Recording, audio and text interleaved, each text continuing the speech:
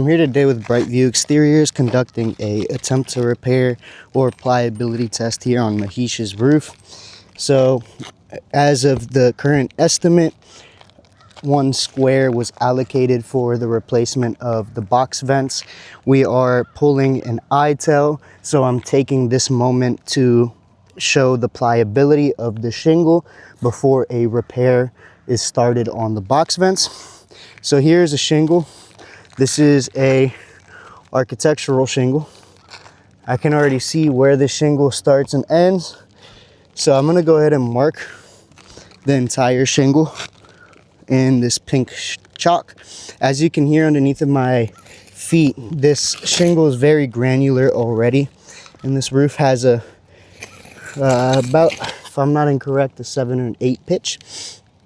So this is the shingle I'll be replacing.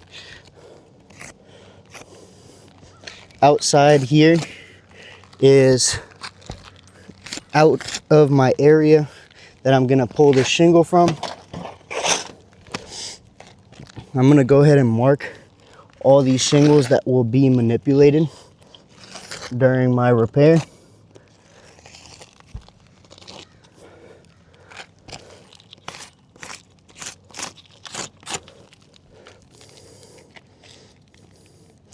So this is a split here.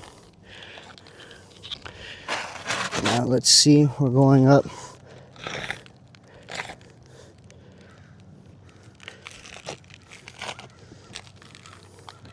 This one. So shingle that's going to be removed and replaced, and these ones are the ones that will be manipulated throughout me pulling this one shingle. This is just to show the pliableness of our shingle,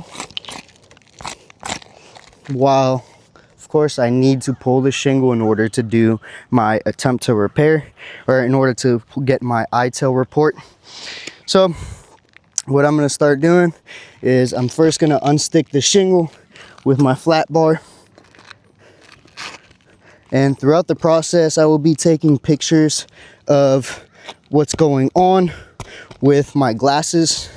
They have a camera in them. So first things first,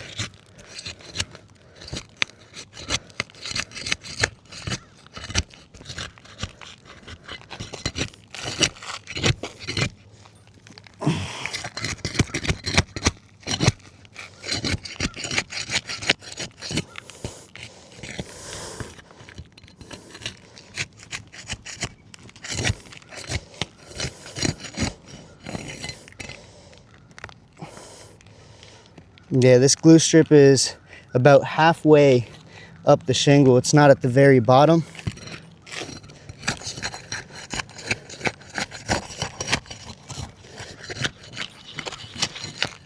Okay, so you can see my shingle has now been loose. I'm not lifting it up any higher than I need to in order to do the repair. Now I'm going to bring you guys a little bit closer just so you can see, because I was feeling it as I was going with the flat bar. This shingle is mat transferring really bad. So this is, like I said, my area of repair. It's going to go all the way from this corner all the way here. This is the shingle that I'll be removing. And I want to go ahead and show you guys the amount of mat transferring that I have going on up underneath of this shingle. If we have a look here, might be a little bit hard to see. All of that is mat transferring throughout the whole shingle. From one end all the way to the other, we have massive holes of mat transfer up on the shingle. And as you can see, this is a tooth, as we call them. It is completely loose. If I go here, this one's tight.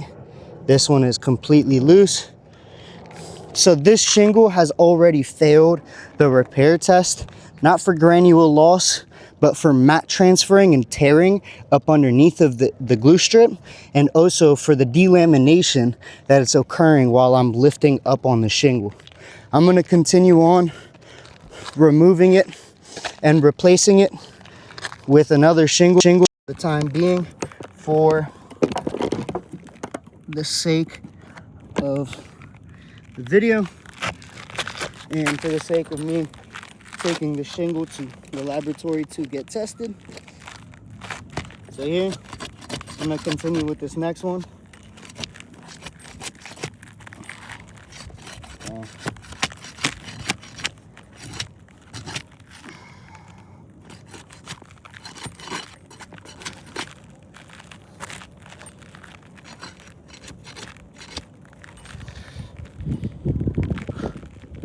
This shingle was really stuck up on there.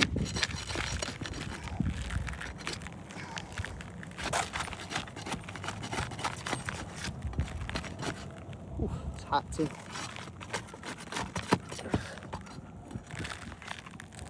Yeah. This shingle is 100% not repairable. The same thing we just saw on this shingle, I just saw on this one. Same thing just occurred, where every single piece of the glue strip mat transferred. I have huge rips and huge tears in the shingle up underneath. And not only just that, but if you can't hear my feet walking on the shingle, just from me standing here in the 2 or 3 minutes that I've been here doing this repair, I have marked up and damaged a big chunk of area right up underneath of it, just from standing here. I'm not standing incorrectly. I'm just simply moving around while doing my repair. This is another sign of non-repairable. I'm gonna end up marking this roof up, and it's not gonna be the same. It's gonna look different as well. I don't know if you can tell, but just in that area of me standing there. So now that I've loosened 1, 2, now I need to loosen 3 more shingles in order to just replace that one. When I go to replace that box vent, I'm gonna have to remove 1, 2, 3, 4, 5, 6, 7, 8, and the hip and ridge as well, in order to get that box vent out without ripping shingles. Even then, these shingles are bound to rip, as we can feel the granules coming off with the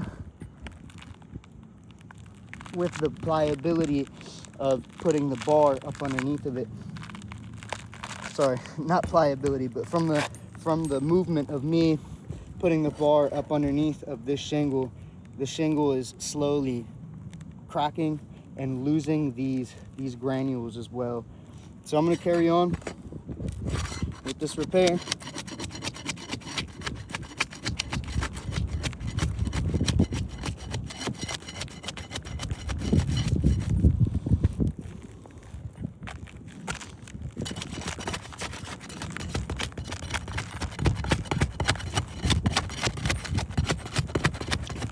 I'm being as gentle as I can. You can't be as light as a feather when you're using a flat bar trying to get this shingle out. And this glue strip it's strong, it's adhered well. That's why we're seeing this mat transferring. It's honestly too adhered to do a repair.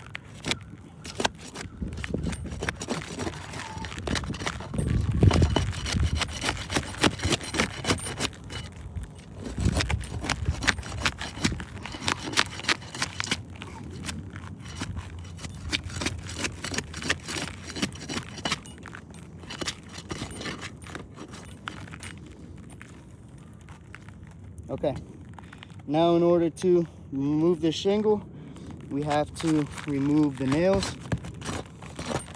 So I'm gonna make this thing come out with the nails and everything, just for the sake of my time.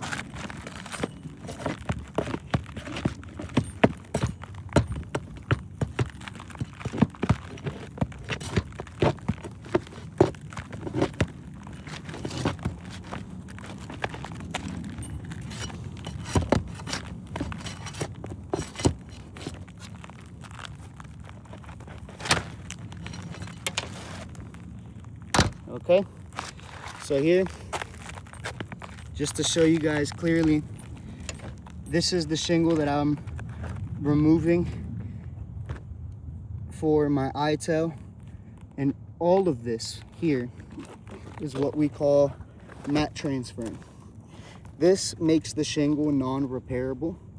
This takes years of life off of a shingle when you delaminate it as much as that. It's going to take the strength out as well.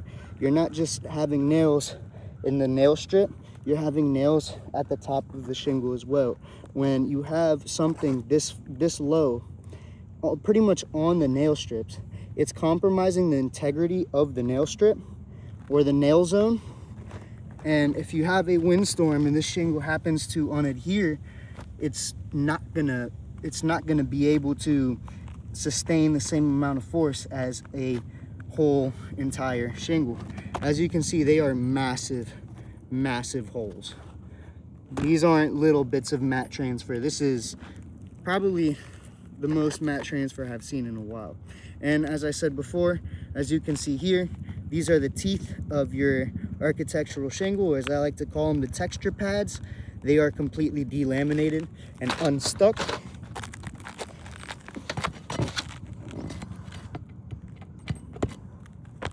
This house does not have under laminate whatsoever. This house does not have any. I'm not even sure if it has drip edge, which is out of Maryland state code.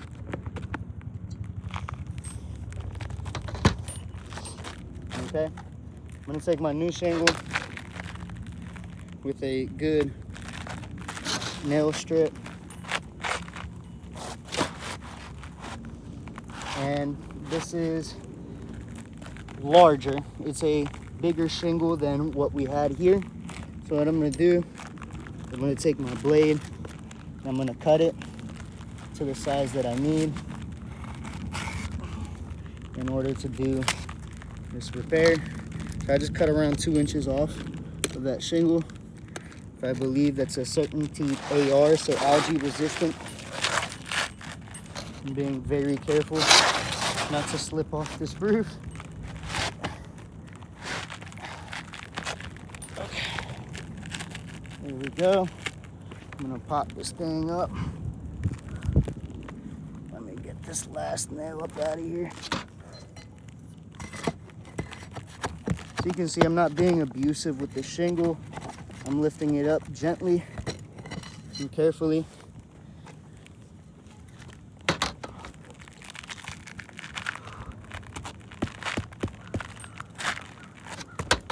It's getting extremely slick here in this section of the roof.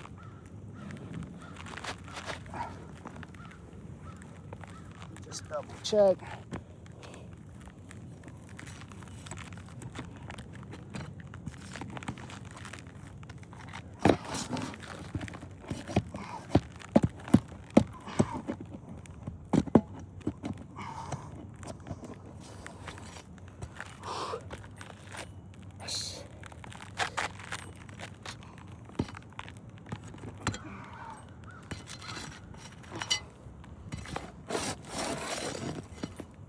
Okay, that should be all of my nails.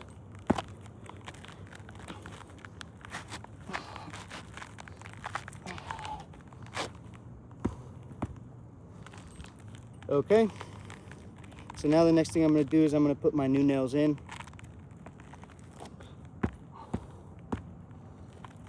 Every time you see me tapping my feet, that's me trying to remove the granules that are stuck on the bottom of my shoes. Make it a little bit less dangerous for me up here.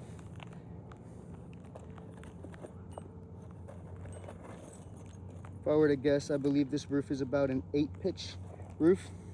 So it's not exactly super flat and super easy to be on, especially that section up there. Here we go. I'm gonna go in with my first nail. A little bit. As you can see, I'm not lifting extremely high.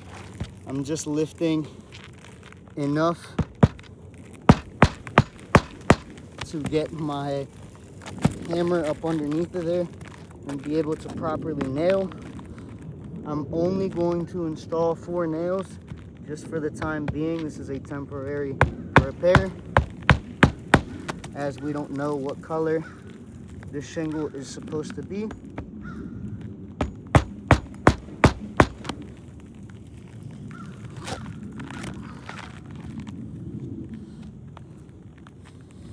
And if I lift up on the shingle and nail nails up on it, I'm almost 100% sure that I am going to rip it. So I will I'll try it with the intention of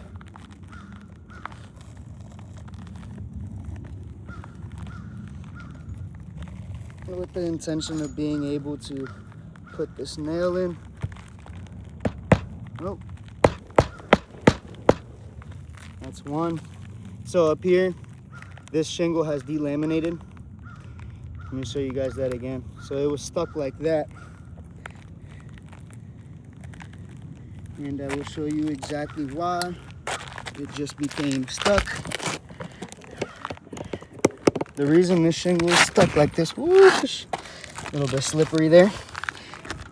The reason this shingle is stuck like this is because it delaminated from the texture section. So this is the top part, this is the bottom part.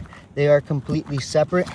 I can put my finger in between both of those sections right there.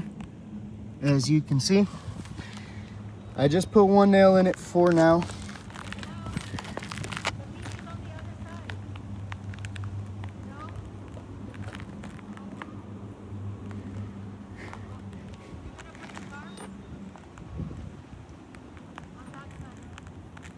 So just for me installing those 2 nails, you can see a whole bunch of delamination here on these texture pads right there. You can see some cracking in the shingle all the way throughout. And like I said before, this is non-repairable. If we look up underneath, you can see holes in the shingle from the mat transferring. If you can see there, all the way throughout all of these shingles, there's extreme amounts of mat transferring. Not only just that, but just from me lifting up a little bit on the shingle, the texture pads start to delaminate. So in turn, this is not possible to repair the box vents on the home. Just from me removing 1 shingle to remove this box vent. In order to remove the box vent, it's going to be 3 shingles, 1, 2, and 3, 4, 5, and 6. Just for me to replace that box vent, I'm going to cause damage all the way up this roof, having to remove the ridge caps, or the hip and ridge, having to remove that hip and ridge. And from there's no possibility of this shingle readhering due to that mat transferring that it has.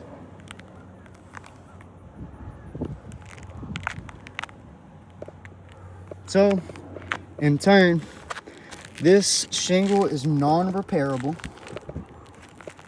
The box vents are non-repairable.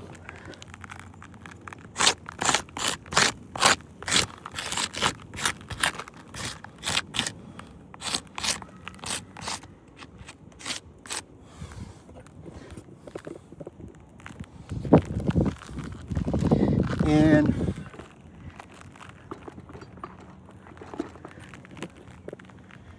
out of all these, we have 1. In order to replace this 1 shingle, I had to manipulate 1, 2, 3, 4. 4 shingles total. So I'm going to put at the bottom 4 out of 4 equals MT. So mat transferring, every single shingle has mat transferring.